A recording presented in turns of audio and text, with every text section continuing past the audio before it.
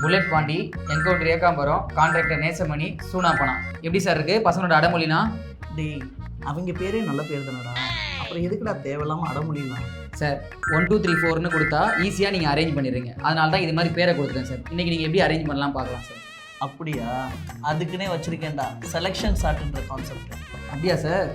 மகிழ்ச்சியன்ஸ், நல்ல கவனிங்க. ஒவ்வொருத்தவங்க போர்ட்லேயே அவங்க பேர் எழுதியிருக்கு.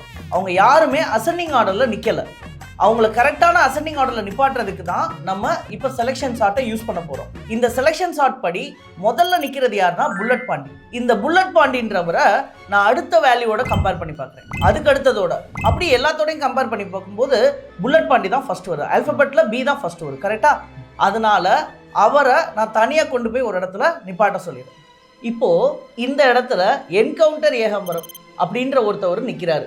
இவர் தான் மினிமம் வேல்யூவா அப்படின்னு சொல்லிட்டு நான் எல்லா இடத்துலையும் செக் பண்ணும்போது எனக்கு மினிமம் வேல்யூ அப்படின்னு கிடைக்கிறது எது அப்படின்னா கான்ட்ராக்டர் நேசமணி. எங்கள் அப்பா பார்த்து பார்த்து ஆனந்தன் அழகாக பேர் வச்சிருக்காரு. இந்த ராஜேஷ் பையன் எனக்கு என்ன பேர் வச்சிருக்கான் பாரு, அவனை ஏதோ பண்ணணும்டா.